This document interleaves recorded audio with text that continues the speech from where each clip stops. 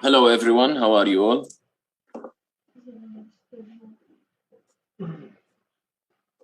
Hope you're all good. Today we will dedicate the day to discussing, do you hear me by the way? Can you type in the chat if you do?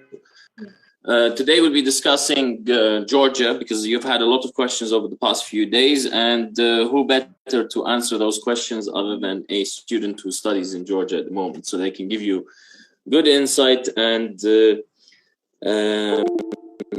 how they found it based on their experience so far. So I've asked Qadir to come on today, and he will answer questions. So just type your questions in the Q&A, and we'll ask him and pass on the information.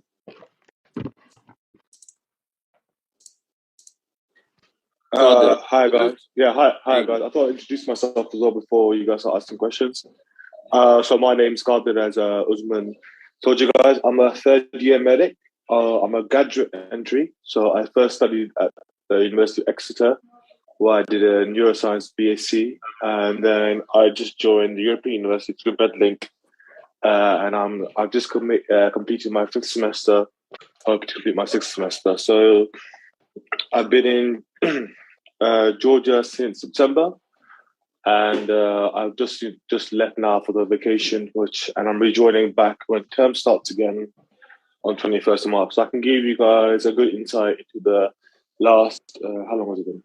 6 months, I think. Yeah, so if I'm right, 6 months that I spent in Georgia along with friends and along with the university. So please shoot your questions, and I'll just try to answer them as quickly as possible. Oh, so we've got one. What's the quality of teaching at Georgia? The quality of teaching is really good. Obviously, me, myself, just like you guys, I was initially nervous coming into the country. And when I actually started doing my modules, I was actually really delighted. Like, they had detailed lectures. At the end of lectures, they would give us extra reading material. They would tell us exactly which pages and which chapters to look at. The lecturers themselves were really good at speaking English, so I can answer another question. But the professors being fluent in English, yes, they are all fluent in English, and because they speak quite clearly and coherently. And even if, just to say, for example, they may speak a bit too quickly or they may mispronounce a word, you can ask them again, and they do not feel offended one bit. They're more than happy to repeat anything, and there's no reason for them to get angry at you. So they'll repeat anything you want. The living situation over there is safe. My friends are still in Georgia right now. They're still over the break, and they've had no problems. So I'm pretty sure that it's safe there. Do you get actual practicals and patient trust? Yes. So I know. So obviously, I'm a third year, and I've started doing clinical skills from the base up because of the fact that my degree is a BSc neuroscience. So I do have practicals. I have done lab practicals for modules such as gene, cell, and tissues. And I've also done clinical practicals where we learn things such as subcutaneous injections, putting on neck braces, taking blood pressure, and everything which is done to the OSCE checklist levels of the examinations. Another question we have. Could we see the Georgia portal, how it looks like? Currently, I'm on my phone, but I don't know how that will work with screen sharing. But the portal, I can tell you the program we use. We use Moodle, which is our base for our base of online interaction. And I don't know if you guys have used things in the UK university when you're already graduates or undergraduates, but it's very similar. So I used Ellie back in Exeter, and it's a very similar layout. You have your module list. You can click on your assignments. You can click on your coursework, and then you can click on your syllabus as well, and also see your live grades. How are you assessed? So the midterm and the final examinations, apart from obviously the clinical, which is on OSCE, they are MCQ based. You have half a mark for normal type of question, and then you get a 1 mark question, which are a bit more complicated and maybe clinical based. Obviously, modules also have other components. So they have quiz components, which can be both oral or written, depending on your lecturer. He will give you obviously proper notice, and he will give you a little trial run through to see what format he will use. You have presentations, which are given orally, and you can also have written assignments. Again, so far I've done is presentation and quizzes, and obviously MCQ-based final exams. Our classes online or offline. So for the semester I just completed, everything apart from labs and clinicals were online. Labs and clinicals were offline, but I've just received an email, which I'm really excited about, that they will now attempt to do a lot of things offline now as well, as the COVID situation is easing, and as most people are getting vaccinated as well as the country as a whole. So especially as the world as a whole, I know the UK is nearly all vaccinated as well. So a lot of things will be offline now for us. Are you learning Georgian for your clinical years? So there is a Georgian module that we have to do. It's, again, very similar to like doing Spanish and French and German, like that you do back in like GCSE or A level. And it is for clinical years, but also, I can't lie, it helps you a lot in your general day-to-day life as well. Because it's not needed, but it's also good to know a little bit of Georgian to have conversation with people that may not know English. But a lot of the country knows English. All your clinicals know English as well. So it's not needed, but they do teach you it. It's a module. Another question I've been asked quite a lot individually as well is there access to halal butchers and food? Yes, there is. There's a lot of halal butchers. The main supermarket in Georgia, Tbilisi, is called Carrefour. And in Carrefour, you can actually get halal meat as well, frozen and fresh, depending on which Carrefour you go to. But you can get halal meat there. You can get halal meat in Magniti as well, which is like another supermarket, like a Tesco level. There's also a street. I won't bother with the street name, but on that street is full of halal butchers, restaurants, and halal food in Georgia is actually nowhere near as scarce people believe. It's very easily accessible. Does the university have contingency plans for students in Russia? I've also this is something that I don't know, because again, it's not from my own experience. People at Medlink know, but the general feeling there is no worry. The university believes everything's going to go ahead safely. My friends have been there for the months. They're living while the breaks happen.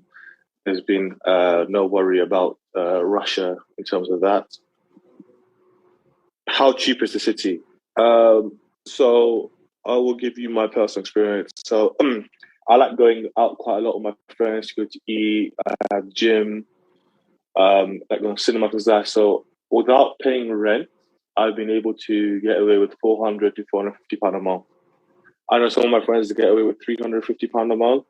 And again, it depends how often you eat out, how often you cook. It's a very individual thing. But I think to be safe, if you have £400 allowance, and when I pay for my dorm, so I paid £1,800 for the whole year. I think the price has gone up a bit since then. You can double check. I think now it's £2,000. I'm not sure. I think I have to double check with Medlink or that. And that's the dorm room that's by myself, fully en suite. So in my opinion, I think the city is very cheap. I mean, compared to London, of course, in England, very cheap. Was I scared? I can't lie to you about the Russian invasion. No, I can't lie. I wasn't really scared about that, because I understand that again, it's something that's probably a bit more far of my understanding in terms of what actually happened in terms of all the politics. But the university voiced no concern. Medlink has voiced no concern in that area. And so far, it's going really well. And so I have no worries. So hopefully I'll be able to go back and complete term. No problems. Do you have clinical rotations, like placements? I haven't had any yet, because that's the 4th year. So when I start my clerkships, which will be in my 7th semester, so after complete 6th semester, then I think I will start to begin to have placement in the hospitals and rotation, and then that'll be more specific. So like you will have like surgical placements, gynecology, pediatrics, and stuff to that. 1 second, let me just catch up. So I think I did answer a question about oral questions. So what do we graduate? So what I'm doing is an MD. So it's just an MD medicine. Can you practice in the UK after? Yes, you can. So European University is certified by the GMC, and once you come back, Medlink also do help you with your registration as well. And the university as well, there's a staff member called Tamar, and she helps with international students a lot, as well as student life in general. And she has also asked us to make sure that we let her know exactly what we need for GMC registration, because paperwork and stuff, to make sure that we have everything to hand when we graduate. And she's asking us that now.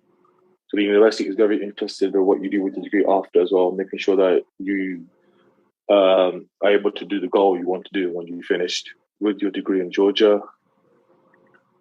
1 second. I think implementations, graduate. What would I say disadvantage Georgia? But also honestly, the only disadvantage of Georgia is for me is that sometimes I miss my family. But in terms of for your personal study and the living out, there is no disadvantage. Yes, some people may say that the cost of like flights going back may be a disadvantage. But if you compare it to the cost of education and living in the UK, even when you put flights into that cost, it's still less in comparison. So you're still in benefit.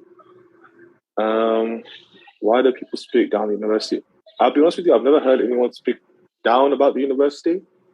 The first time I heard it, I think maybe it's because people don't have the right information. People can hear a lot of rumors about what happens abroad and stuff, but a lot of them are just rumors. People don't research properly about. How's the experience with the language barrier? To be honest, there hasn't been much language barrier. A lot of people do know English in Georgia, as people be surprised. Again, you will have the one or two person that will struggle with English, obviously, that may just know Georgia. But even then, it's not that big of a language barrier. They still understand what start, you want to go there, left, right, like basic things you stay able to communicate. And obviously, when it's with certain locals, Google Translate is always helpful. How is accommodation like? That's quite an important question. I'll answer that. So, in terms of accommodation, so like I mentioned before, I'm currently living in a dorm, and I've been living in a dorm since September. The accommodation there, again, Medlink, I'm pretty sure can provide pictures like they did with me, is really good. It's a really nice size room. Yeah, they give you all the amenities. You have a really nice bathroom as well. It's an ensuite. Again, priced really well. And the building itself is quite secure. You have staff on hand 24/7. Taxi is very accessible from everywhere with the apps like Yandex and Bolts. And in general, I have friends also in university who live out in apartments, and they're able to find really good and really cheap apartments. Like my friend recently just found one, I think 10 minutes walk away from the university. Him and another friend are sharing for only $350 a month. I think in pounds, something like 230, 250. I'm not sure about the conversion, but they're both sharing that apartment, and the apartment looks amazing. So accommodation is quite cheap there.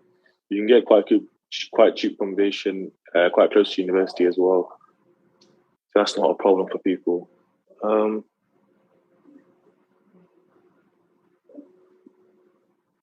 Okay, so how do I know? Okay, because how do I know you're not lying? Okay, when it comes to that, I was in the same position that you guys were 6 months ago. I had an offer from Exeter University to carry on studying there for medicine, but they asked me to take a gap year out because they gave too many offers. So they said you have to wait to do a whole degree in 6 years. I chose to go abroad because it's quicker for me as well, and I could get the same degree as well as being cheaper. And I didn't want to sacrifice the quality of studying. I can tell you guys honestly that there's no sacrifice on the quality of studying. It doesn't matter if I was being told by my university or for this, but because I'm the same student as you guys, I was in the same position. I wouldn't lie to you about the quality. If you guys want, I have an Instagram page as well, which I'll drop down below. I share videos of my day-to-day life, and you can see there plain black and white what the quality of teaching is like, what's the general life like in Tbilisi, what we get up to, what kind of work I get up to, and things such as that. Are there different ethnicities there? Yes. So in the dorm I'm living as well, there's a lot of people from Saudi Arabia, Jordan, UK people. I know a couple of people from Canada, US, me myself. So I'm obviously from the UK, but I'm Pakistani. I have my friends who've gone with me. One was Nigerian, one's Turkish. So in Georgia, there's quite a lot of different ethnicities. That's one of the reasons for me personally. I chose Georgia instead of Ukraine because that was a big worry for me in terms of multi-ethnicity and obviously not trying to face racism. I haven't. There has been quite good actually. Okay, so how is university accommodation a bit specific? Okay, so you can share one. You can share the room with someone, and it's $100 a month. The last time I checked, I think now it's gone to $120 a month for sharing. It's an ensuite, and if you have it by yourself, it's $240 a month. I chose to do it by myself because I like having my space, and for me, it wasn't that big of a jump in money. To have the room to yourself. The room is really nice. There's a lift. You have cameras, so it's very secure. Security, you have staff 24/7 there as well. It's all a new build, and they refurb it. You give like a little TV as well. You have a fridge, big desk, and I'll be honest with you, any problem I've had, it gets sorted straight away. They have the caretaker comes, he sorts it out straight away. There's no problem. So I do like the dorm quite a bit. You can rent an apartment outside the university as well. Again, Medlink also have people, like someone stationed there as well, who helps with finding an apartment if that's what you want. And there's lots of agencies I recommend you guys as well that are great, helping you find a great apartment as well. But again, it's to everyone's liking, whether you want to live in a dorm, you get to meet a lot of new people, or whether you think an apartment close to university would be better for you, walking distance, have your own space. Both are easy to find. When do you apply for the September intake? So, as I told you guys about my situation, I was told quite late in August that I would have to take a gap year, for example. So, I was able to apply in August, but the sooner you apply is the better because then you can start applying. I'm pretty sure Usman can answer this, but I'm pretty sure you can apply for the September intake around July. Yeah, Qadir, thank you for that. We have opened the May intake, especially for students on this webinar. All right, carry on. Okay. Do you know anyone who's graduated from the university in Pakistan in the UK? No, not yet, because obviously I've just joined there now. I don't know anyone yet. How safe is the city? The city is really safe. Me and my friends have gone out till 3, 4, 5 o'clock in the morning. Then have not faced any problems. There's a lot of police around as well. Like they say that there's a joke in Tbilisi that people can leave their cars unlocked. Like generally, leave your cars unlocked and walk around. In terms of city safety, is really safe. Are you guys studying campus at the moment? Yes, I think I answered that. The fact, just in case if people join a bit late, last semester, clinical labs were on campus. Everything else was online. Now they're going to make a lot of things offline, including clinicals and labs. Does Georgia have a track record of producing GMC doctors? See, actually, I do know a couple of personal doctors that actually have come from Georgia and have studied there. And also, as well as the European University, there are other universities there. And there's quite a big UK scene in Georgia. So Georgia as a country does have a quite a good track record of people going there and studying.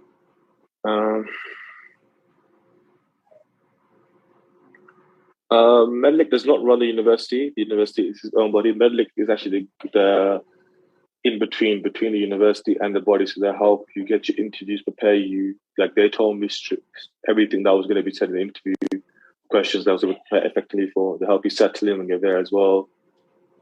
As well as help with your transport documents, and they basically be the liaison between you and the university, which is really helpful. Yes, the dorms are available for later year students as well. Because as you know, I'm a third year student, and you can live in the dorm as long as you want. You just have to keep renewing your contract. So, if I've taken a year contract out, maybe I will, depending. I might get an apartment. It all depends, obviously, how cheap an apartment I can find my friends. But you can just renew your contract with the dorm each time, and you can live there.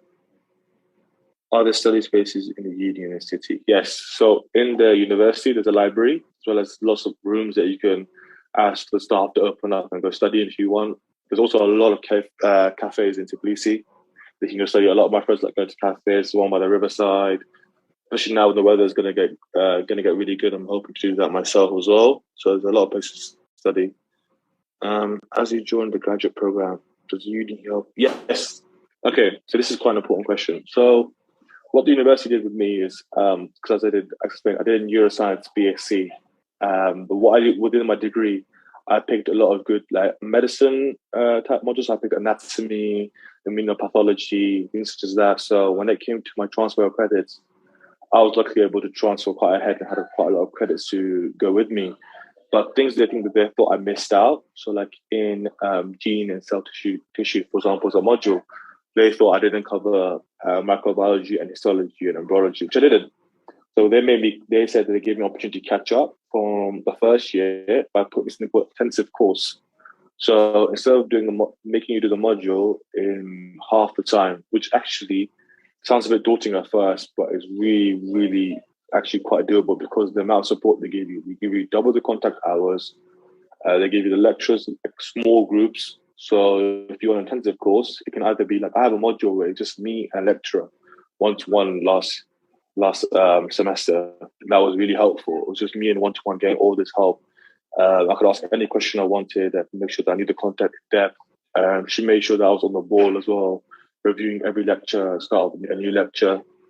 And I was able to catch up like that. So I did those. I covered 2 modules of that within the first semester. My friends as well, they didn't do anatomy, for example, and that's a body system 1 module. And they were able to do that in intensive course as well. Again, small group, just I think 2 or 3 of them were able to do it with one-to-one on the lecturer.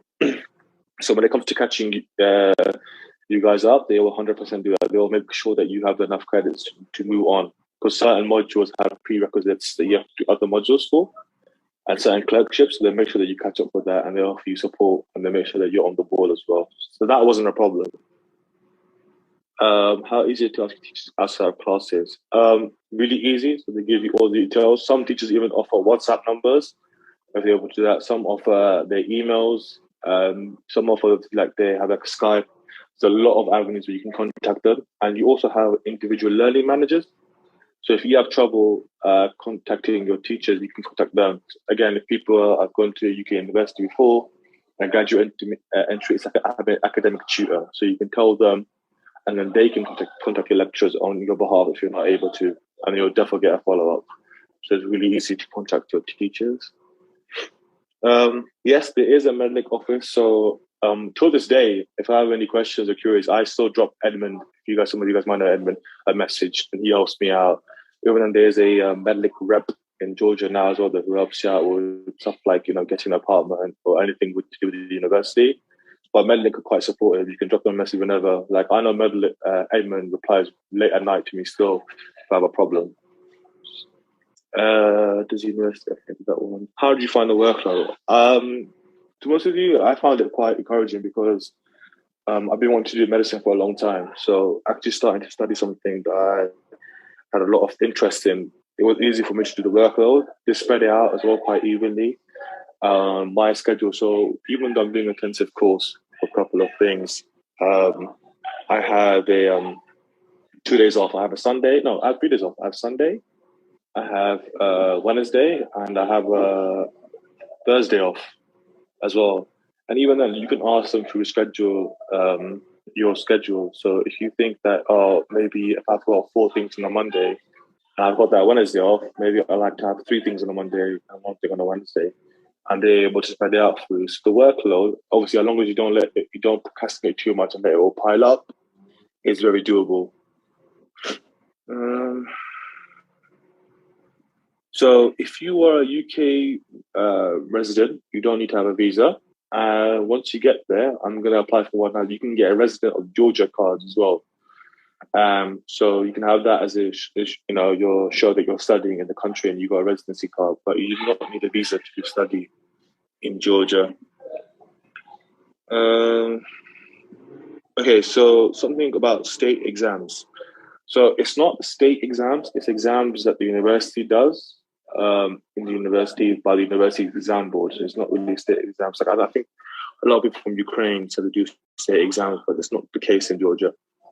It's what the exam board of the university prepares, pardon me, and they prepare by looking at what your syllabus is, and they even confer with the lecturers to make sure that you've covered up to that point in the syllabus that you should have covered before they put the questions in the exam. How many subjects per year as 80 subjects in Ukraine? semester. Okay, so I can actually check. I can actually do that for you now. So I had GCL Tissue 1, which has 4 core subjects. I did 2 of those. I did Medicine Society, Medical Management. I did Georgian language, so that's 4. I did clinical professional skills as well. So I had 5. Yes, 5 modules for semester. Obviously, GCL Tissue 1 was something I did on intensive course. That was half a semester, and then I did GCL Tissue 2 after that. So you have 5 modules per semester. It's a credit of 30 credits per semester. So it depends on what how many credits per module it is. They make sure that you do 30 credits. Is there a pickup from? Yes, there is a pickup from the airport when you first arrive, and they can show you around as well. Obviously, now what they have is actually a big student base there as well. So once you get to the dorm, or if you don't even get to the dorm, you have obviously people lined up. They have the rep in Georgia. He can help show you around as well. People at the universities around. A lot of students are really helpful. Like once you get there, you'll make a lot of friends, and they'll definitely offer to help you around. Quite a lot of things you can find on Google. It's quite intuitive. The apps. It's really easy to find your way around. How the semester's like? Okay, so for me, semester started in October. The lectures and the exams ended in February. I think the exact date around the 19th, 20th, and I'll be going back on the 25th. They've put the start of the second semester on the 4th of April, and the exams will end around the 6th of August. Also, they have a period where if people need to take resits, there's a resit period as well. But if you don't do the resits, then my second semester will be finished by the 6th of August. It's 2 semesters. Would we be behind if you join now? Actually, I don't know. This behind depends again what type of semester you join. Like if you can join as part of the semester now, you wouldn't be behind because they're starting up a new semester. Again, this will be probably best directed at Usman or Edmund or one of the representatives. Are the teachers strict at understanding? Oh no, they're very understanding. I've had times where I've generally just showed up to class and said, I'll be honest with you, I've been feeling really unwell, didn't read up on the lecture materials, and they really understand that, oh, don't worry about it. Are you feeling okay? Do you want to reschedule today's lecture? They're not strict at all. And they have, so it's not oral questions, but they will basically make sure you have an understanding of the last lecture. They may ask you 1 or 2 questions to make sure that you read up on it, or they may just ask you, did you read up on your last lecture? Did you understand everything? And if you did, then they wouldn't ask you too many things. But again, it's just to make sure that you're, on the ball, you're going with the study, that you're not going to fall behind.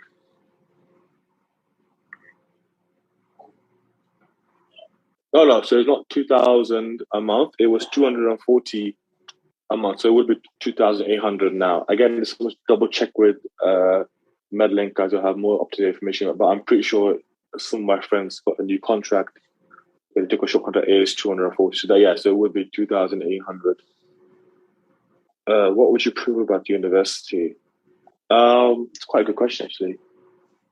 I think for me, I'm quite a very sociable person, and I like rugby as well. So I think for me would be to expand the student sociability part as well a little bit. Again, something that there's a lot of sociability there in the university as well. But in terms of having like the UK type of university lifestyle, like freshers and things like that, I would actually introduce that and improve that. Again, that's like it's different type of culture at university. They have a lot of events like in just for the New Year's. They do a massive New Year's party on campus. It's really, really big. They look really good. Will we have an interview if we transfer? Yes, I think there is an interview process. Again, their representative will know more about that. But if there's an interview, guys, honestly, their Medlink tells you exactly which questions they'll ask you. You can prepare for those questions. And the interview was really nice. She's really carefree. She just made sure you're comfortable. She just wanted to see that you're a good candidate. You can speak English quite well as a degree. There's an English degree, quite so. Just obviously get an idea of what type of person you are. It's nowhere near as stressful as a medicine interview for the UK. I've done quite a few of those and I can understand. How was the initial process to get there, living there, registered, for example, applying for it? Okay, So I haven't done a residence permit card yet because it's not an urgent thing to do. I know a lot of my friends who have lived there. Like I know some friends who have lived there for years, like 2 years now, 2 3 years, and they never applied for one because there's not much needed. But in terms of the process of getting there to like living there, and getting used to and comfortable, I was quite comfortable in the first month, maybe 2 months.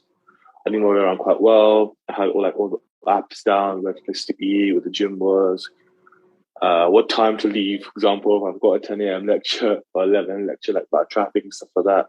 So it doesn't take long at all to get comfortable. How do you compare the style of teaching to it?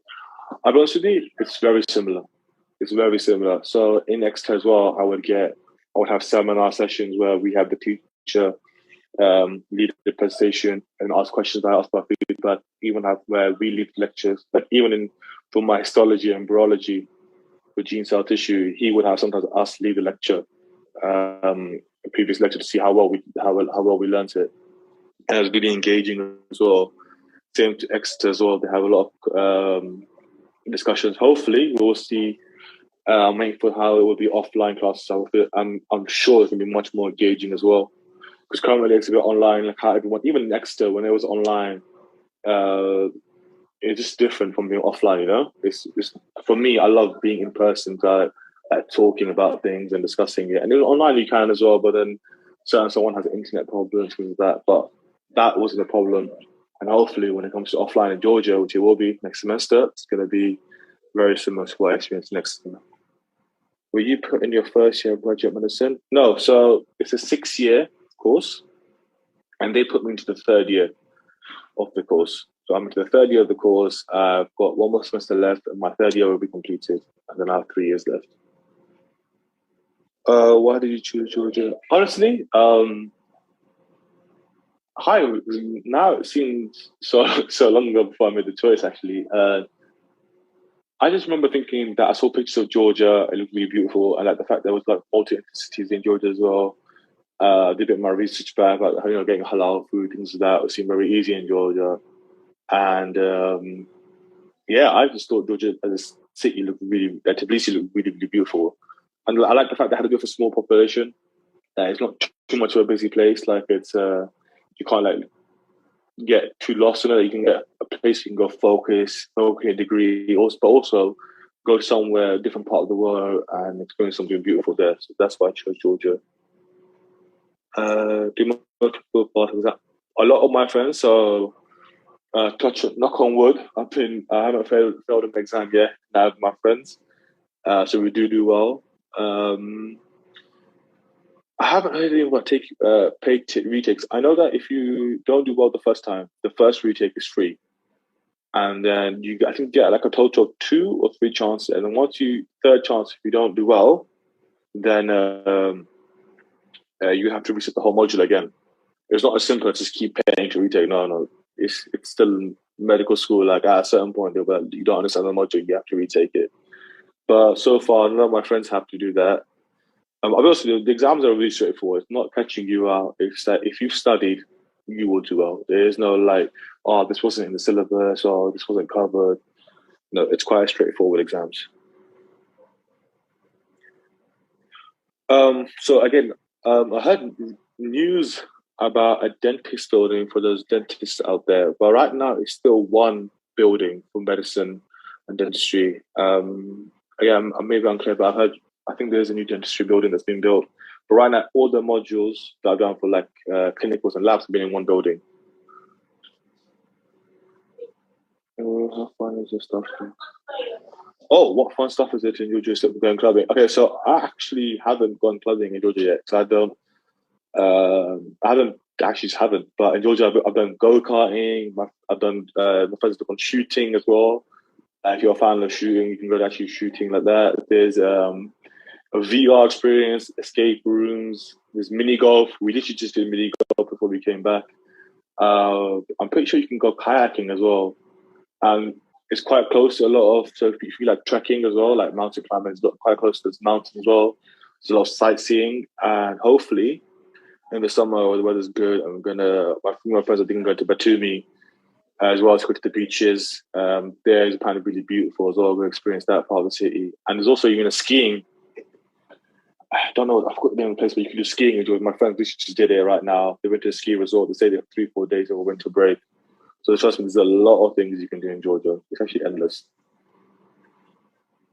Oh, so the study manager, basically it's, again, if you had the UK university experience, you haven't, it's like someone who you can contact that's personal to you if you have any problems in terms of contacting lecturers about exam dates, about holidays, like if your payments, just generally helping you with about all the admin stuff at university, if that makes sense. And also they can help you put in contact, help you can't speak now. Help put you in contact with the right people. There you go. And make sure that if you've got any questions about the learning process, about when exam dates were, term dates, they deal with all of that. Roughly, how many classes do you have in a week? Okay, so again, for me, compared to my friends who, for some reason, my schedule was actually really nicely spread out.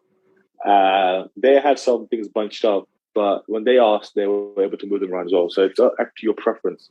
So I had days where I had 1 class a day. I had days where I had 2 classes or 3 classes a day. For example, when I had clinical, in the morning, I'd have molecular biology, and then at 3 p.m., I'd have clinical. On a Wednesday, for example, I only had Georgian. That would be for 3 hours, but that would be 3 hours with the breaks in between. So it's on average, it's like 2 to 3 classes a day. Again, you can spread that out how you want as well. You can speak to them. They're very open about your scheduling. How is your class? Study and personal plans. Okay, so with the intensive course, it's not as daunting as it seems again. So it's basically, instead of doing one module over the 6 weeks, because again, it wasn't, I had to do a full module. I had to do like the 2 parts of it. It was molecular biology and histology. They're able to schedule it so I had contact hours spread out throughout my week, as well as the assignments. And even with the exam time as well, they give you proper notice. So you can make a proper revision plan and make sure that, okay, this week I need to cover this modules. These modules I need to cover these topics. And these topics I need to make sure that I know this part I'm struggling with. I can ask lecture for next semester, next seminar. So it actually wasn't quite a hard thing to balance. It's just sitting down. I like making a schedule per week.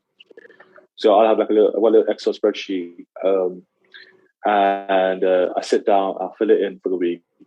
Then I'm able to highlight what I've done. And then it's a bit long, some people may think, but it's so helpful you don't realize, because you may forget some things in your head. You may plan it, like, when you go to bed, you plan something, and then tomorrow you completely forget about it. But if you write it down, you know what you got to do then. And you can tick it off as you go along.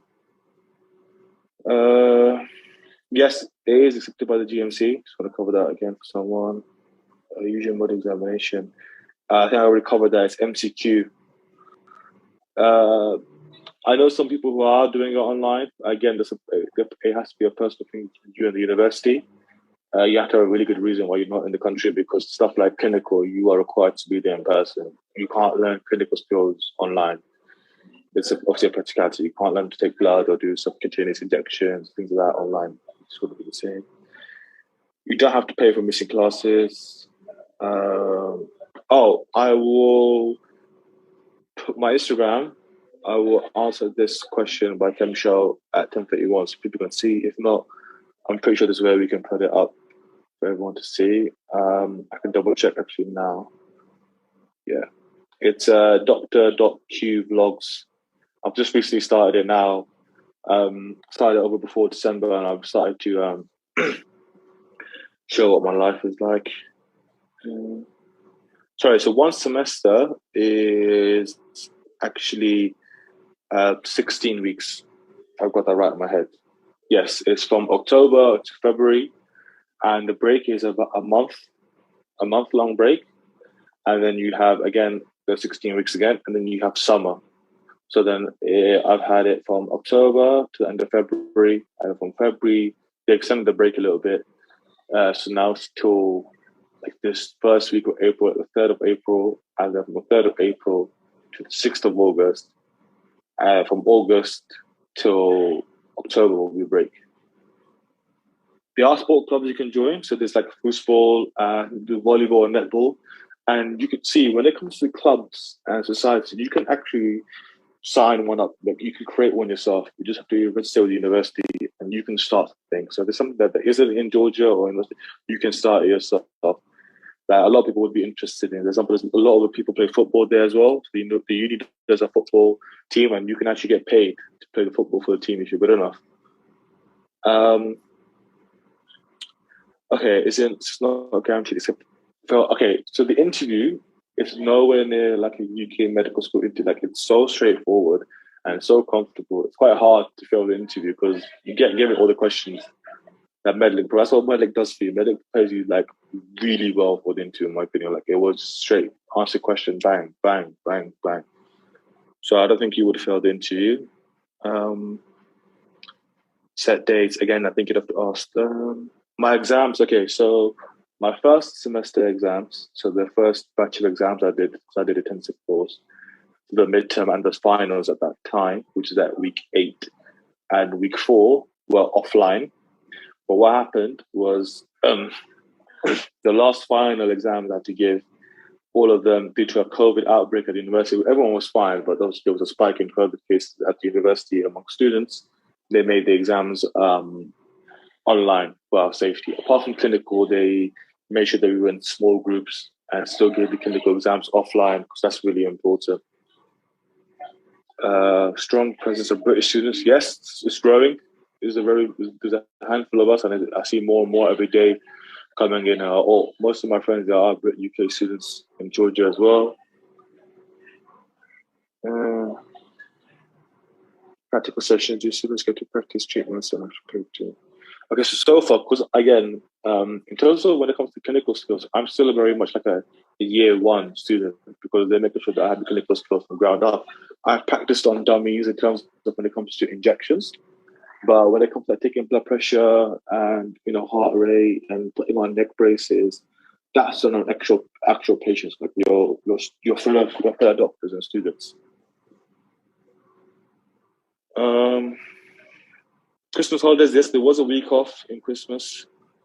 You can go home. I chose to go Turkey with my friends. I had a good time. But you can go home with that week off as well. It's up to you. How close to the university to the actually, that's a good question. I know the dorm is like 35 minutes away. That's with no traffic. With traffic, like 45 minutes away. I would guess the university is about half an hour as well. I've actually never made that trip from the university to the dorm. But yeah, so if it wasn't clear, by the way, the dorm and the campus are separate. The campus and dorm is like a 15-minute, maybe 12-minute drive in between two. It's not a bad drive at all. It's actually quite quick. It's actually 7 minutes if there's no traffic, depending on when you leave. So, but I've actually never done the drive from the airport to the dorm, to the university.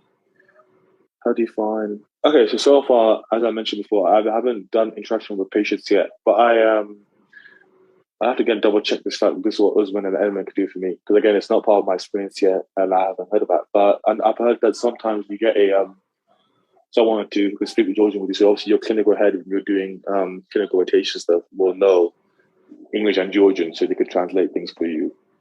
But that's something I'm yet to experience. Hopefully, I will. In Ukraine, we would have a doctor translate. Yes. Yes, again, so sorry about that, Buff. Sorry that Christina. I still haven't had a chance to do that yet. But I'm hoping that if there was a case that you have to say, obviously you have to understand that you are it's still in a different country.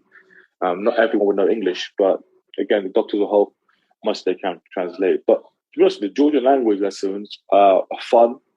The teachers actually make it fun and interactive, and actually it's really useful.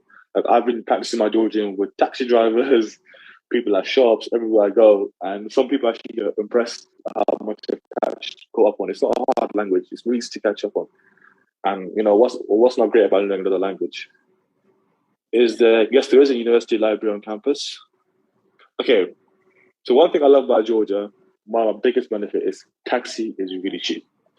I like using an app called Yandex. On average, I've paid £1 to go somewhere that could be like 15, 20 minutes away. It's actually one of my biggest, like, the biggest thing I like about Georgia. Definitely top five is taxi cheap, and public transport is even cheaper. So standard is like 20p, and if you get like a student bank card like I've got now, then you can start paying 8p to use the train. And what it is, you pay like 20p, and you can go anywhere you want for like an hour and a half. And when you leave, if your time goes after an hour and a half, they just charge you 20p more again. So public transport and like taxi is really cheap. Food as well. Food is actually quite good if you start at KFC as well. You can get a big burger for like £3.50. 17 wings as well. It's like £3. Do you have any idea how many British students are on dentistry? I actually don't. Because I'm MD. I have a lot of dentistry friends, but they're not British. They're students from Jordan, Saudi Arabia, and the UAE. But I haven't had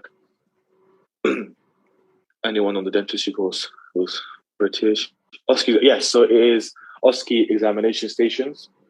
So you have a separate station. Each station will have like a 5-minute limit. You'll have a task. You will given a task sheet. Beforehand, they'll tell you where to find the OSCE checklist. You can also find them very easily online. And before each station is like a little sheet which tells you exactly what the station is about. Can we finish? Again, that's a question for, Emmanuel, that's a question for Edwin and Osman about finishing 4th year with the new pro. Yes. So the rep in Georgia can help you with that.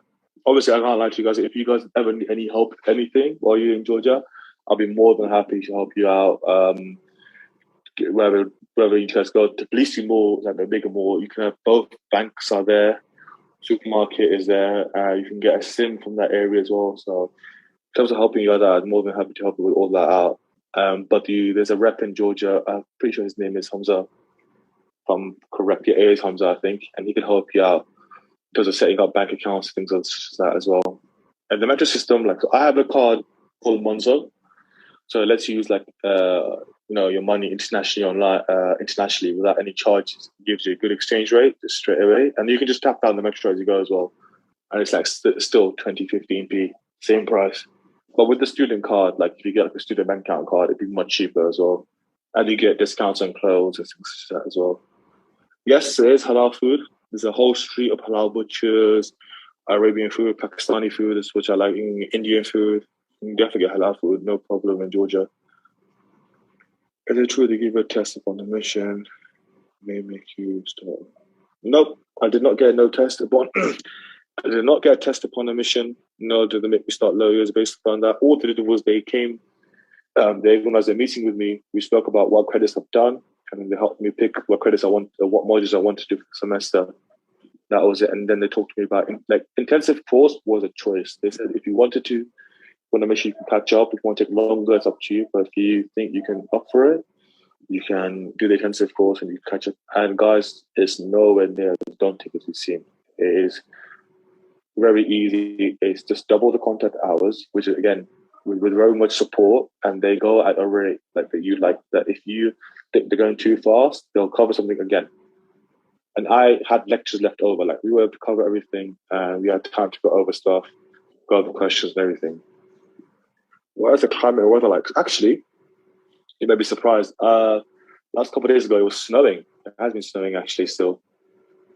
And my friends were enjoying the snow, and I was really jealous because I'm on vacation right now in Pakistan where it's really hot, and I really like snow. But during the wintertime, it was not cold. Like, I'm a person who prefers the cold a bit, maybe. I had my AC on all the time. But the weather is beautiful. It's clear skies all the time. I got a bit windy, but if you compare it to England weather, 100% Georgia's better. And the last question I've seen, which bank and SIM card provider do you recommend? Okay, so both Bank of Georgia and TBC are good. A lot of people use TBC. The university uses TBC. I like TBC. And the SIM card provider, I'll definitely, it's called, see I'm pronouncing it right to make sure. Yeah, it's called Magti, Magti. And you can get the app, you put it straight in, you can load it up, and you can basically get unlimited internet for the month, because I don't really need any minutes of text for like £3 or £4, and it's a really good signal. again, that's what something your provider would provide as well. But like I said, you guys got my Instagram. You can definitely follow. Drop me any message things about like where to shop, where to eat, what's a good place to go out to eat, where a place to go out to go clubbing, anything that I can give you guys. Anything that I know from my experience or what my friends may know is therefore something I can provide an answer to. I think I can just answer that question.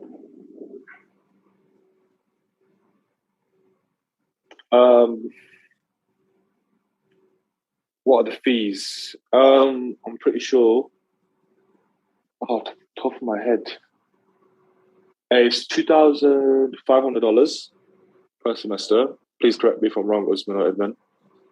And correct, yeah. So $2,500 per semester. Again, that depends on the conversion rate. If you're going from pounds, sometimes it's cheap, sometimes it's good. But another app for that actually, I would recommend you guys to use is Wise. WISE. They have very low charges on that, and it's very quick and enables to see your live tracking of your money as well. I used my bank first, which was a big mistake. They charged me, but using that app was really good. How much to look? So again, I'm sure that Medlink charged £2,000 upfront. That's to cover with everything.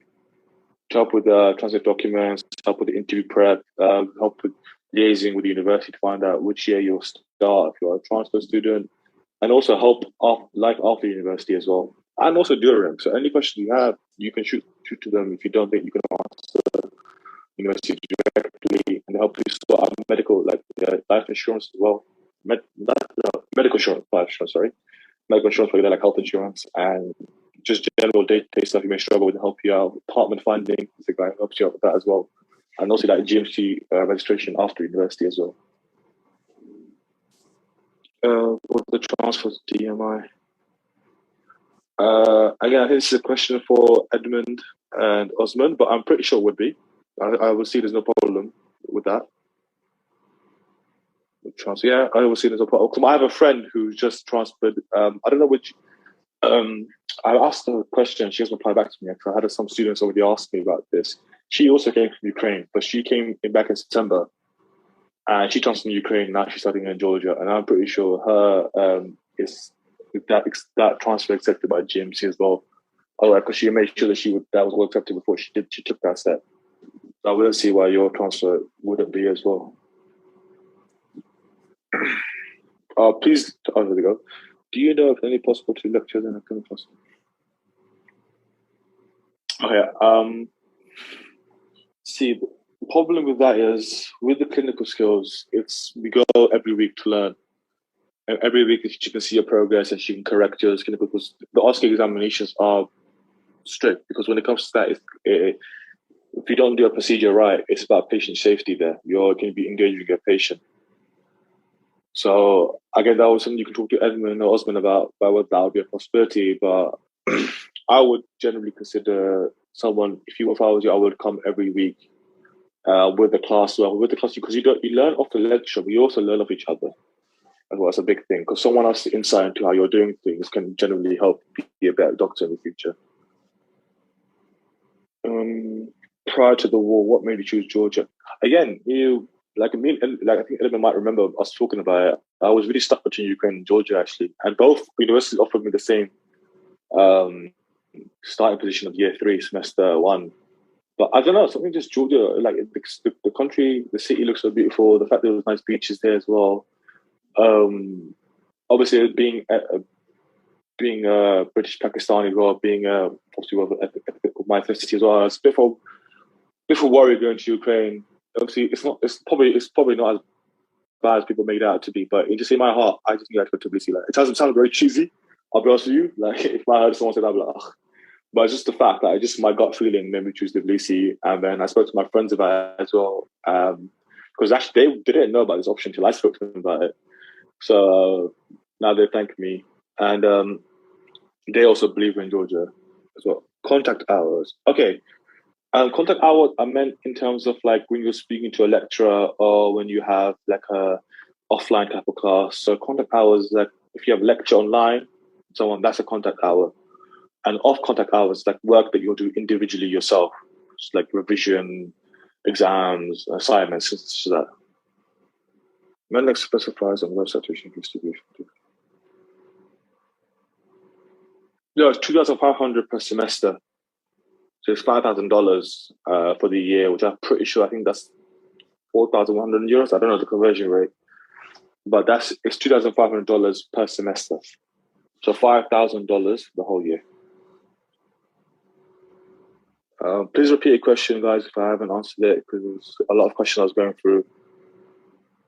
And again, please tell me if I've spoken too quickly about a question or if the connection is not great. Sorry about that. I'm in Pakistan right now and I'm sat on the roof trying to get the best signal as I can. So let me know.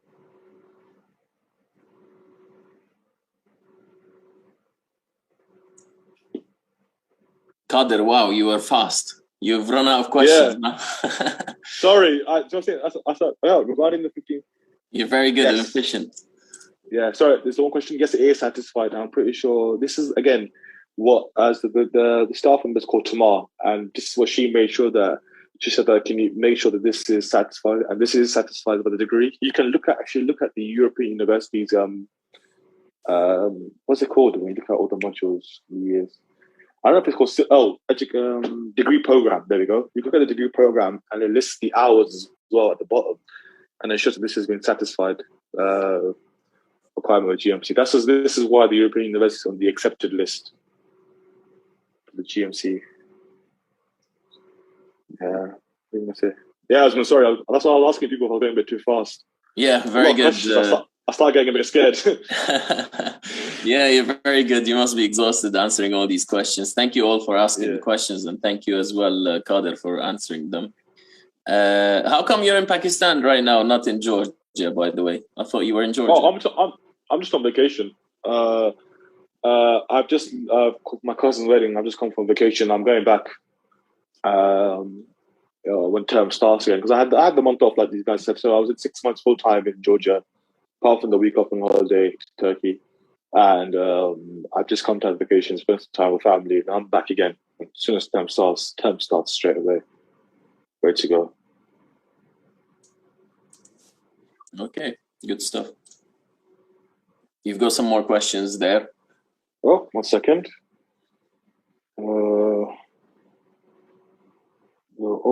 I'm back to the top of the list now. I'll ask them for you if you want. Latest one by Lauren. Is there a support system for students with dyslexia?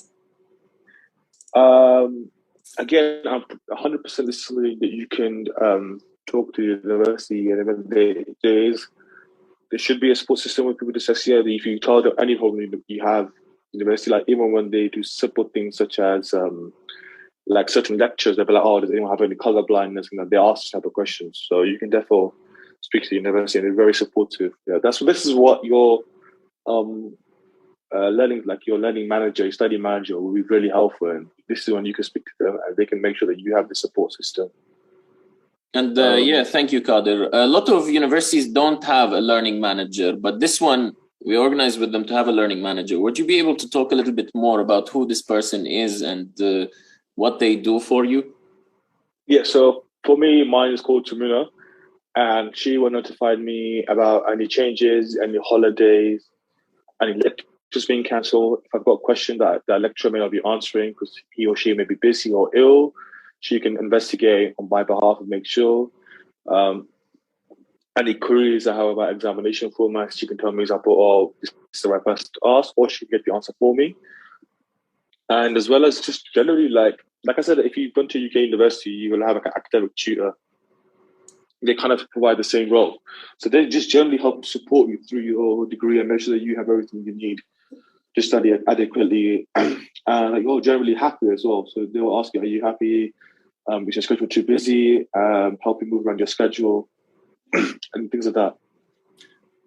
Thank you for sharing that. We found that usually if there is one office that is in charge of all the students, it's a little bit tough to manage that. So that's why each batch of students is assigned one learning manager. That way, the students directly have access to that person, and that learning manager basically is like a student support secretary that is the university's own employee.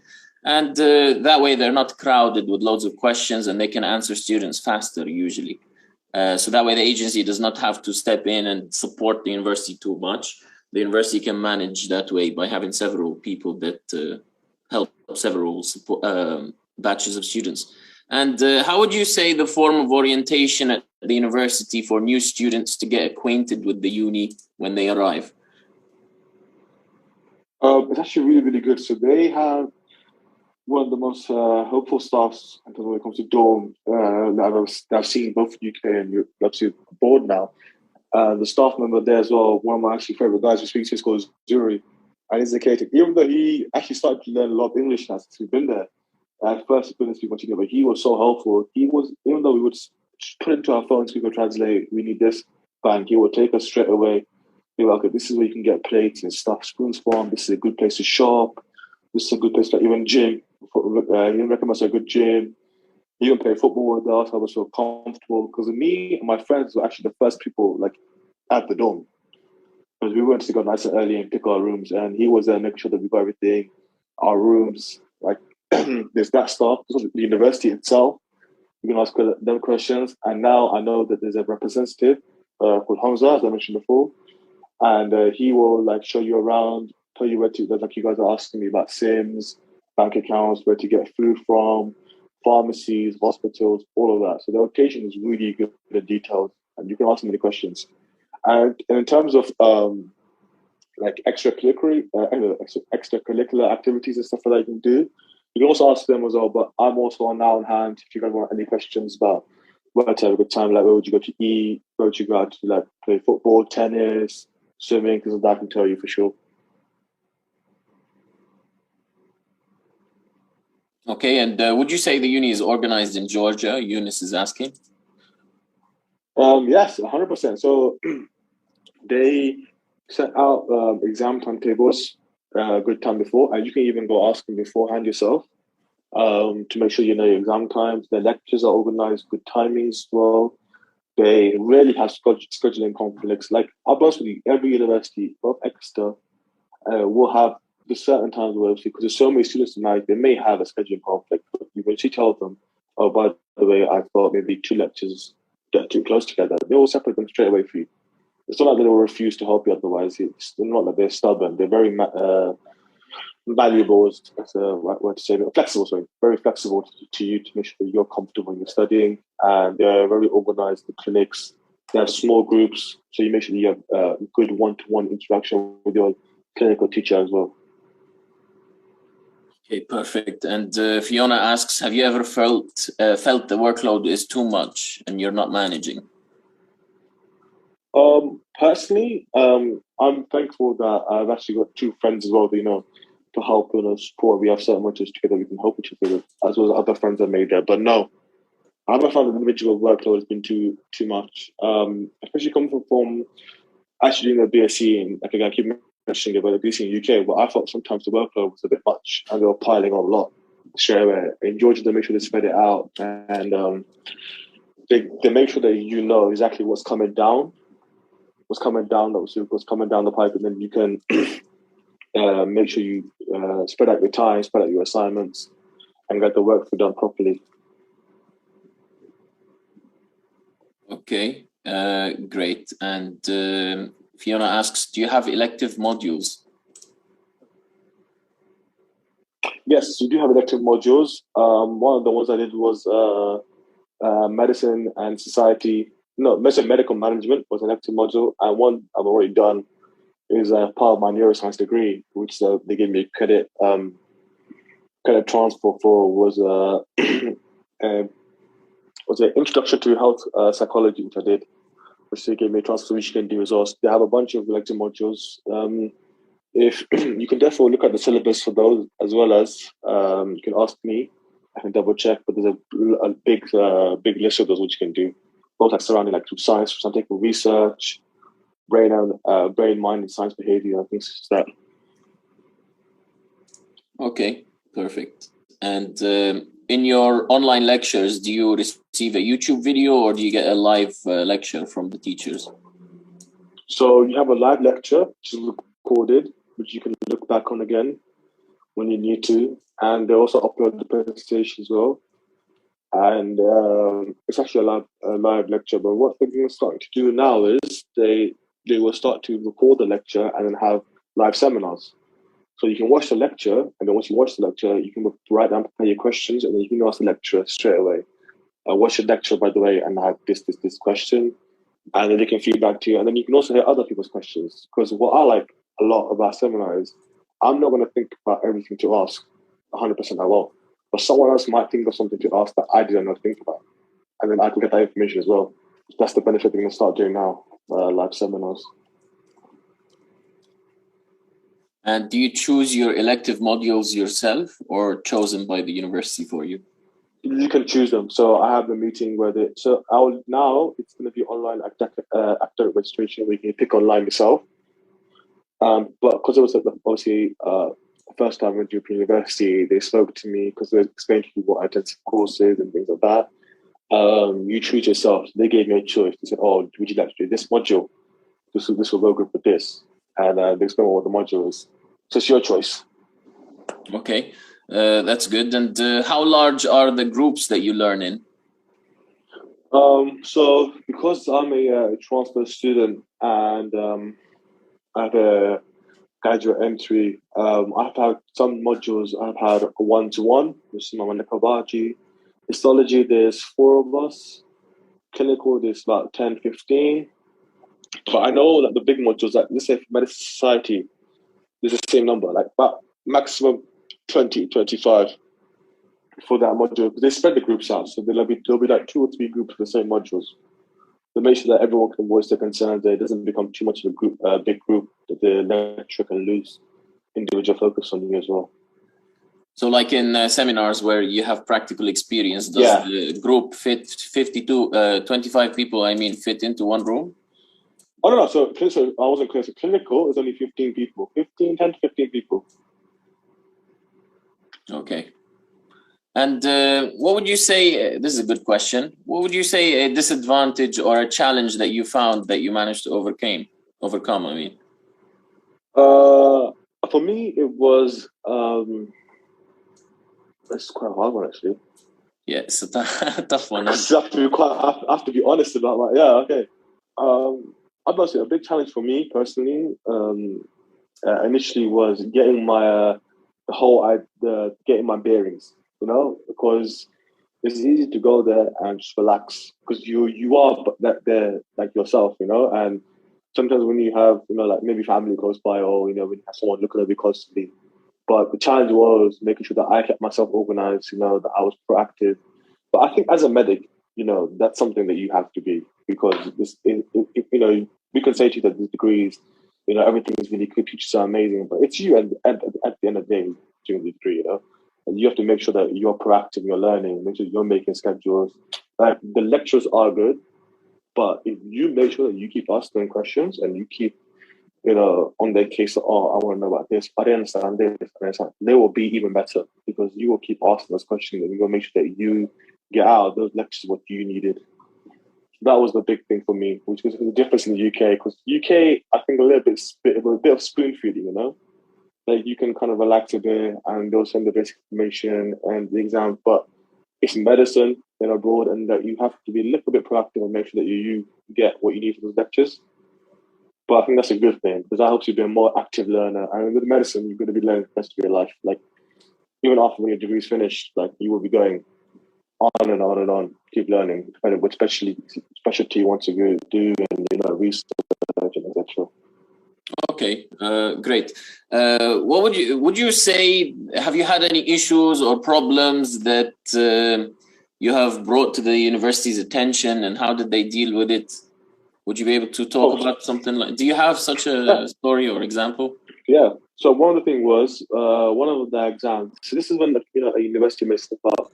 That did for me a lot of times as well in the past. Any university, they gave too short notice for exams. I think they must have had an admin problem, and they forgot to notify properly. They gave us like a 3-day notice for the exam.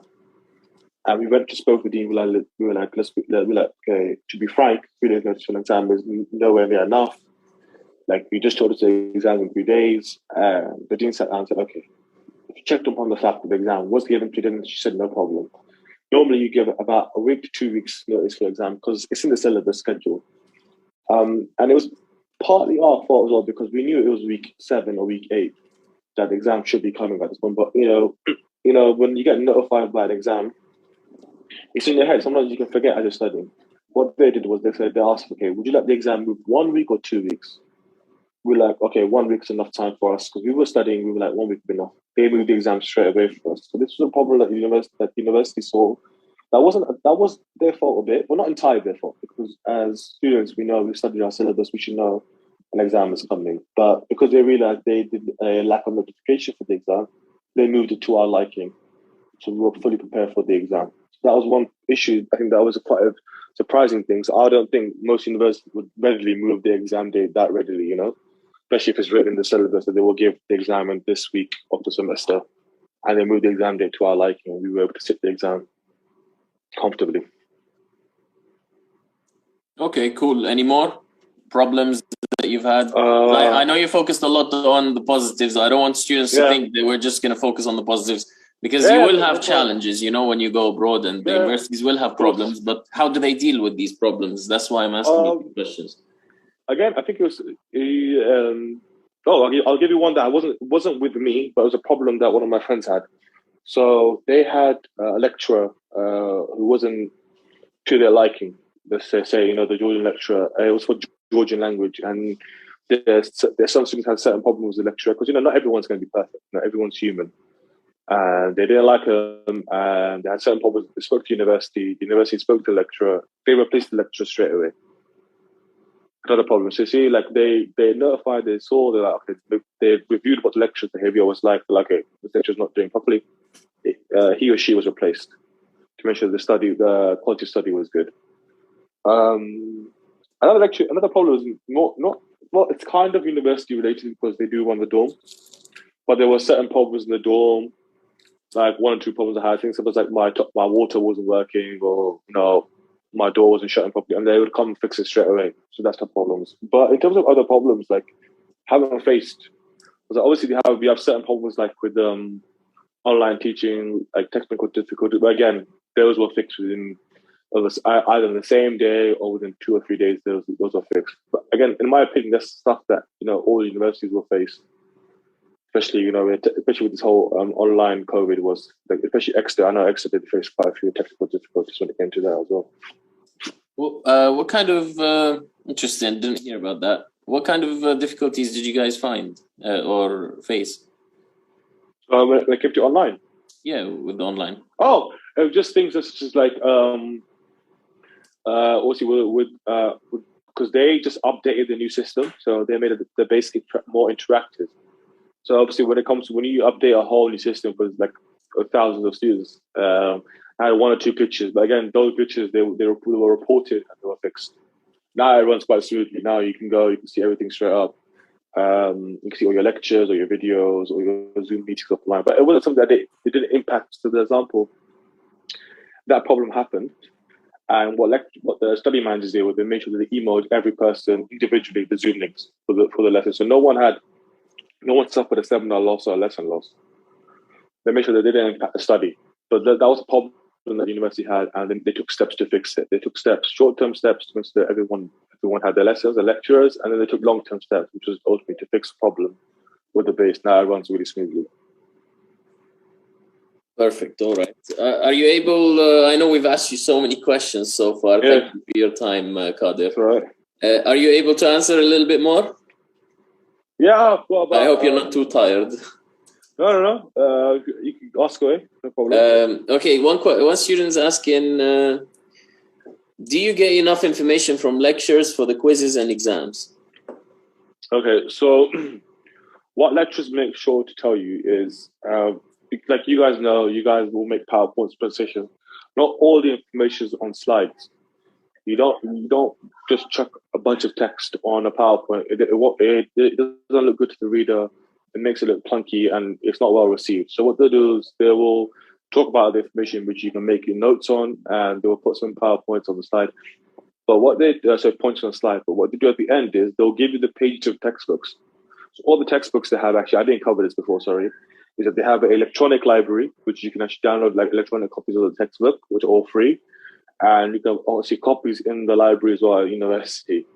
And they will recommend, okay, this page is from pages like, 80 to 95 is chapter on synapses and neurons. You can cover that, and that'll have all the in-depth information you need with a bit extra reading around it. But what lectures do is they cover the main points that will come up in the exam. And then and they will explain the understanding around those main points. But in order to maybe want to recap, you can either watch the videos again, or you can go look at the recommended pages. And if they don't give those pages, you can ask them. Like most times, one lecturer didn't put the pages at the end. I was like, oh, sorry, I want to look at this textbook. What page is there? And he was like, oh, if you look at chapter 7 of his textbook, it would have this information. Chapter 7, chapter 3, from 3.1 to 3.6 will cover what we just covered today. Okay, perfect. All right. Are clinical rotations in year 4 organized in Georgia by the university itself, or do you have to do it? That's organized by the university. That I know. No, I know. It's organized. And again, correct me if I'm wrong by this, Usman. I'm sure that the last year as well, you can do that in your hospital of your choice. The last year of your degree. That's something that the university has to approve. And that's something you would have to organize yourself if you would like to do it out of Georgia. But Medlink, I think, can help you with that if you ask for help around that. And you can do that on your own. Like, example, you can do it back in the UK if you want. But that would be something that you would have to organize. Yes, we're working with the university to organize something like this for the students. Where you can do, we're working bit by bit with them to try and get them on board with doing rotations in your home country. So far, for 6th year is possible, but once it's fully confirmed, we will let you know. But we're working towards this one step at a time. Anything else you want to add there, Qadir? No, you could. That's what was my understanding of it as well. Any more questions? Because we seem to have run out. Please ask them in the Q&A, guys. And are the lectures recorded as well? The ones you attend? They're all recorded. All seminars, lectures, everything is recorded. Any more questions?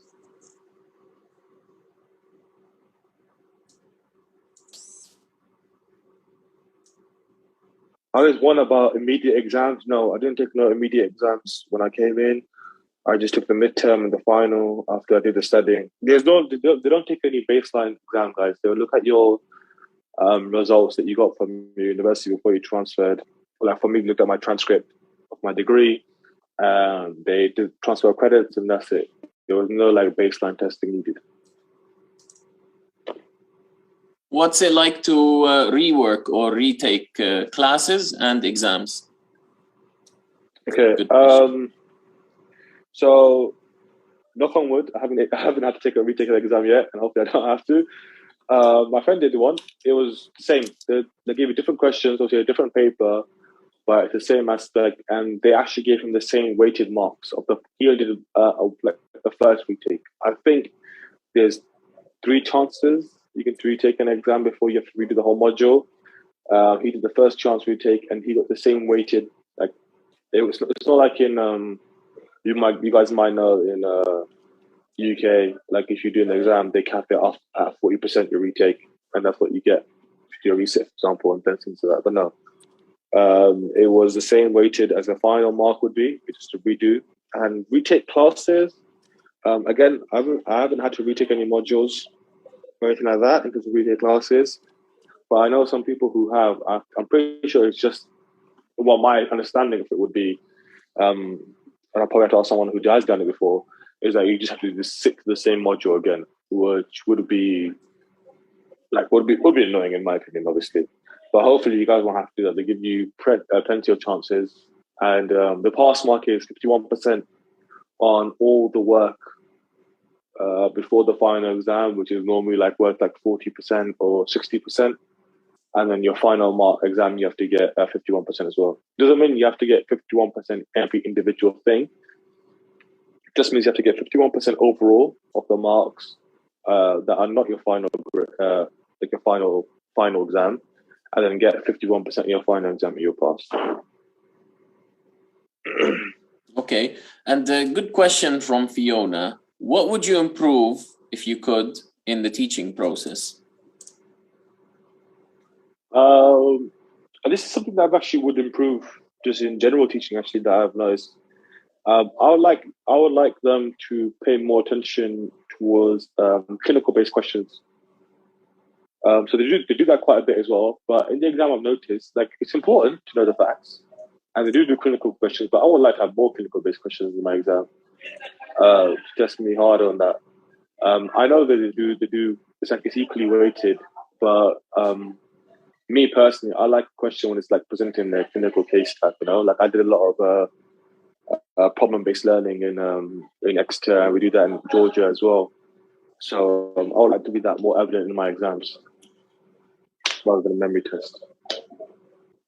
Yeah, it is like this usually in most medical schools, that you have to memorize so much in medicine in the first place, especially in the first 3 years of medicine. Exactly, yeah. And how is it with regards to the clinical?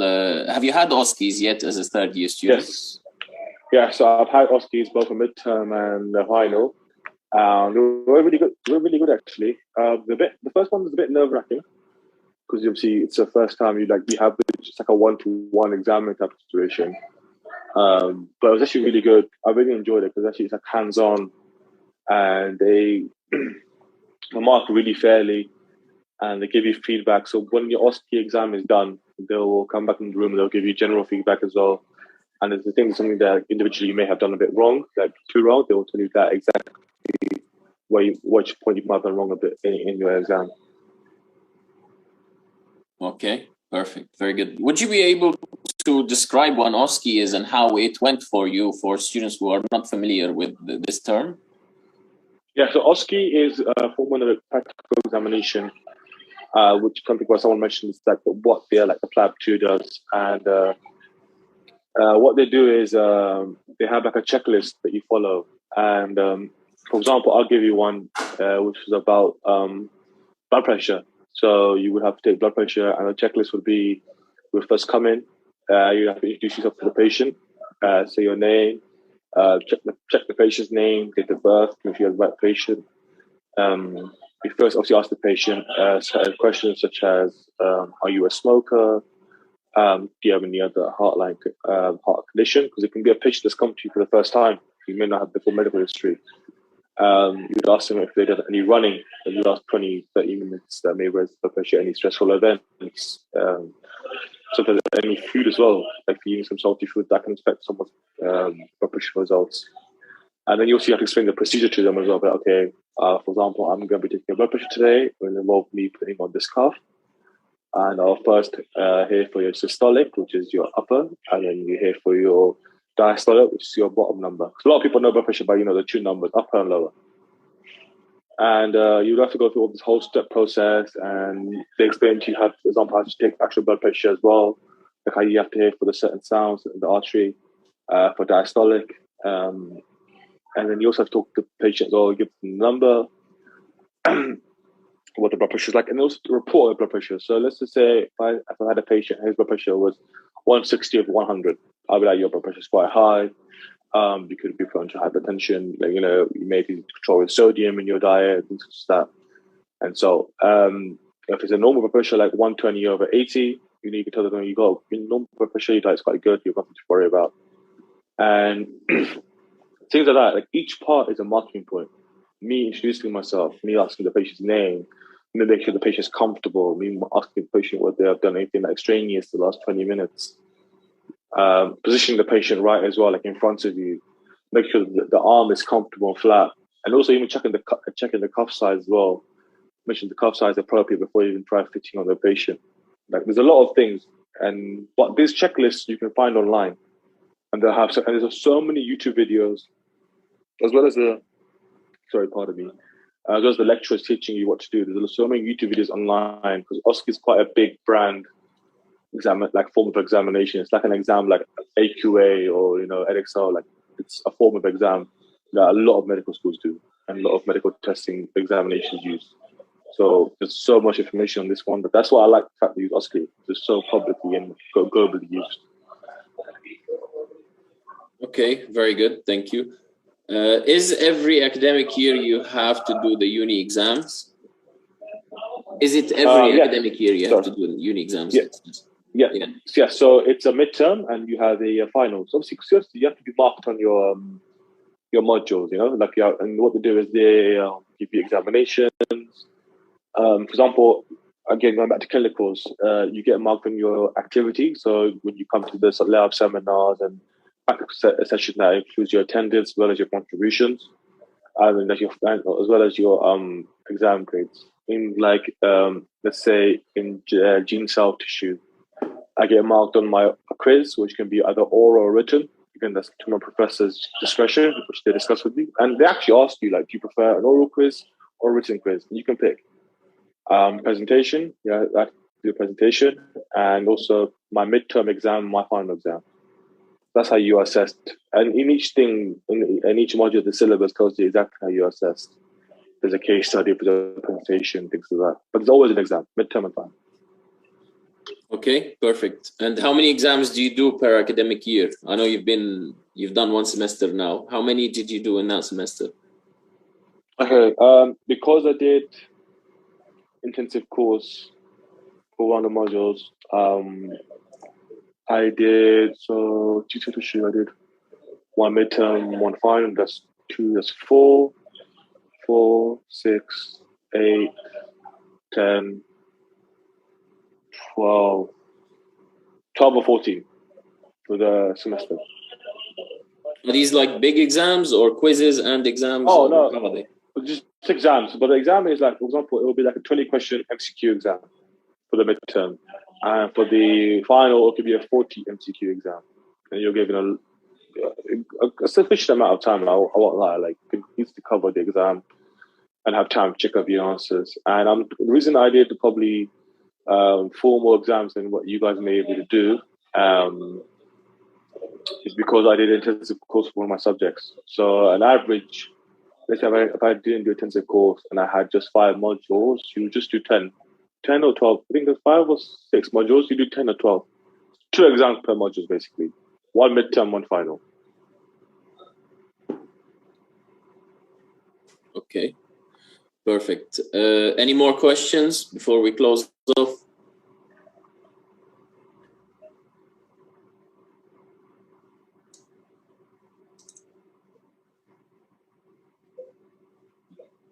Are you enjoying your studies? Oh yeah, 100%. I'm really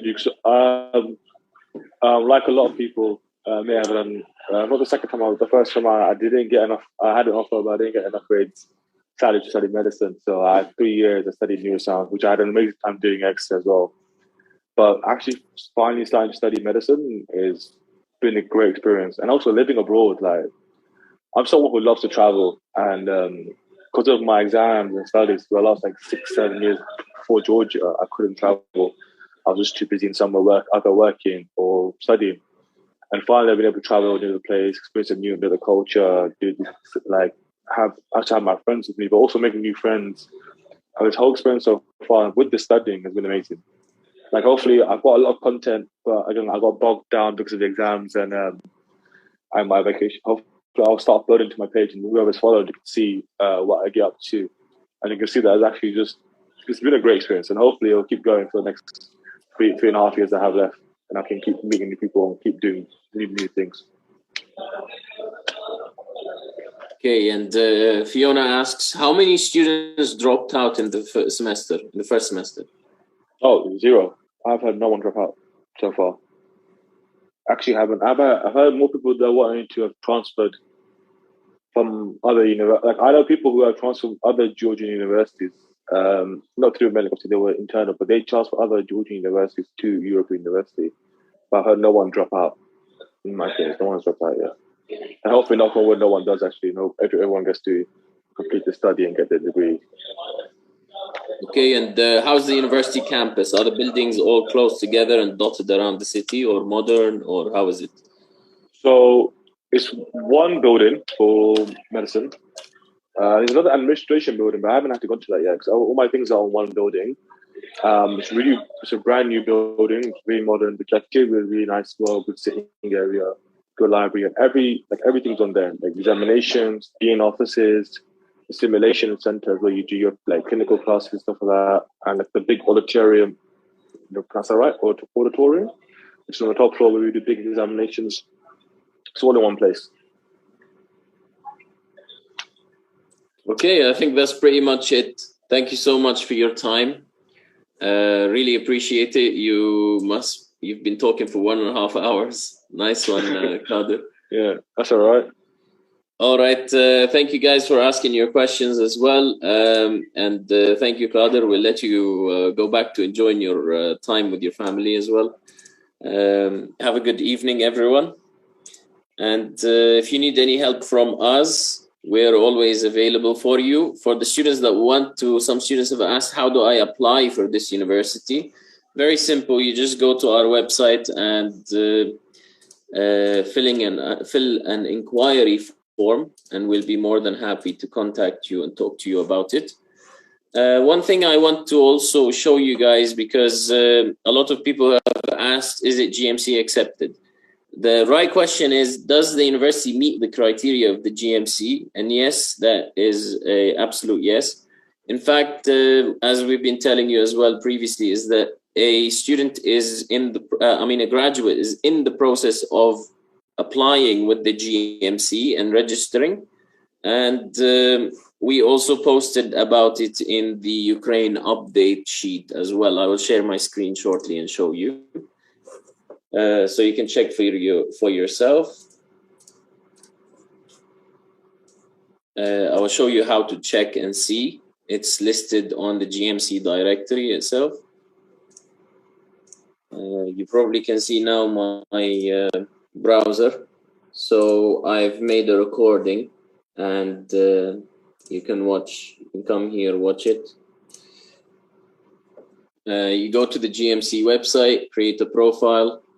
When you create a profile, you fill in the details. You see I've filled them in already. You go down to primary medical qualification, type in Georgia, so you can get all the Georgia universities that are listed on the GMC website. Open this awarding body, and you can see European University. It's listed there. This is the university that you're going to go, the one we're talking about, European University, and specifically about the medicine course, the medical faculty. And you can see it's an MD course as well. So listed on the GMC website. You can create a GMC profile yourself. I know the GMC is not going to be happy. Lots of blank profiles are about to be created now, so you can check it for yourself. I will post the link here. You come here and come to this link, click set up an account. And when you set up an account, you fill in your details, create your account. It will send you an email. This email you'll click it, verify your email, and then you can proceed to the next step, which is to log in to the GMC. Log in, GMC Online. You type in your login data. This is my login data, for example. And you will see here that you fill in these forms. I've already filled them in. The previous ones, I mean, in order to reach this stage, the third stage. So there's 1 to 3 pages. You fill them in. You come down, primary medical qualification, type in Georgia. I'm not good at typing, am I? Georgia and awarding body. And you can see here it's listed. All right. You can have that for your peace of mind, knowing that it's listed on the GMC website. This listing only came live a few days ago, but today I saw it. I checked for myself, and that's why I posted it here, so you can check for yourself. I'm going to post this link. Where is it? You come here. It's very hard to figure out how to create a GMC website. A lot of students, profile. A lot of students have been asking us. So just come here. I'm ready to apply. I'll post this link and set up an account. All right. So you can check it for yourself. Let me post this here. So this is the link. Set up account, then just follow the instructions. You can check it for yourself there.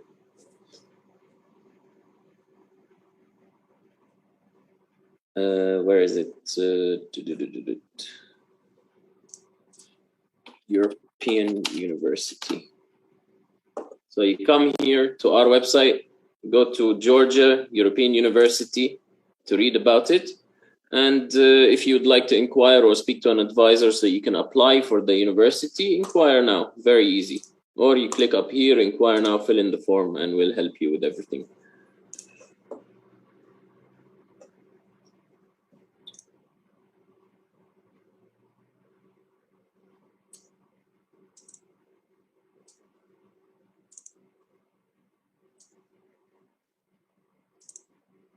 Just reading some final questions, especially if there's anything special.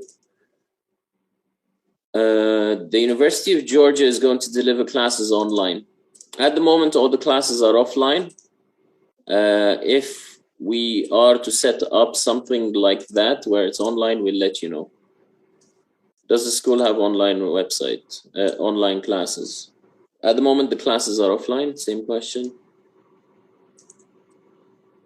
So the reason that the university was recently added to the GMC register is because the first the first graduate from the university has applied with the GMC and registered with the GMC. The process is still ongoing. It does take a while to finalize it. However, you can rest assured that the GMC has already received the graduate and received all the documentation from the university, filled in all the information that they that the GMC wanted from the university, filled in all the forms, submitted all the data about the university, their curriculum, their hours, and so on and so forth.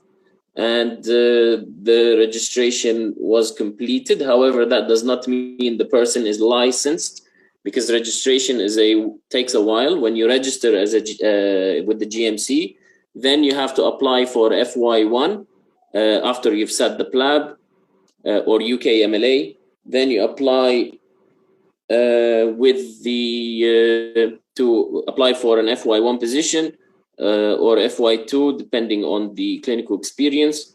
Then after that, you become a fully licensed doctor in the UK to operate. So you have to do the foundation years to become a fully licensed. Being registered and being licensed are two different things. So you can be rest assured that the student has, a graduate has registered with the GMC, and that has moved forward. This does not mean the university was not approved with the GMC.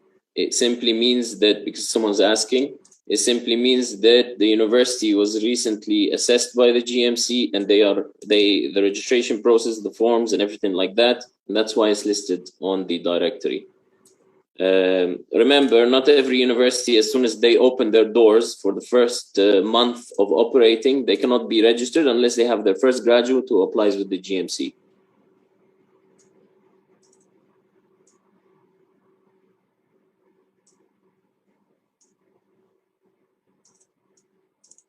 All right, you're all welcome. I'm glad you enjoyed it, and many students are thanking you, Qadir, as well, for your time. Is it on the GDC website? The GDC does not have something like the GMC has, so there's no such thing. With the GDC, the requirement is to have 1,600 patient contact hours. As long as you have these, it's quite straightforward. When applying with the GDC, it's not like the GMC, where loads of questions are asked and a long procedure.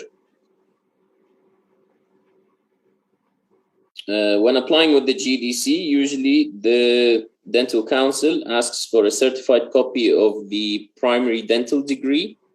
So what, your graduation diploma or degree, a copy of your passport, some passport pictures, evidence of English language. So you have to show that you can speak English because generally people who come from abroad and who study abroad are not people that are British. but as long as you show that you speak English, there is no issue there, which is very straightforward, obviously, to prove, because all of you are from the UK. And a letter of good standing from your dean. And as you see, Qadir is constantly asked by the university directly, is there anything you need from us, any requirements that you're aware of that you'd like us to help or assist with? These are ongoing, so ongoing support and help from the GDC, from the university, I mean, in order for them to meet the criteria of the GMC and GDC, because the university obviously want to have their graduates succeed. And so do we, of course.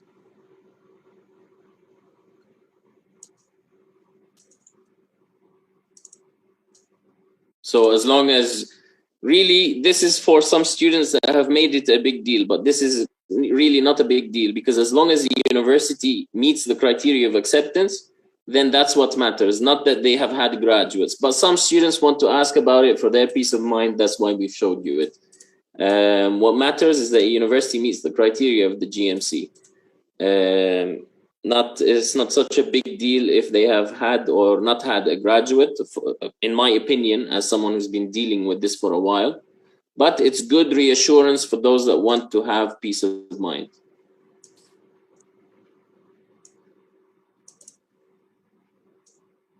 All right, I think that's pretty much it then.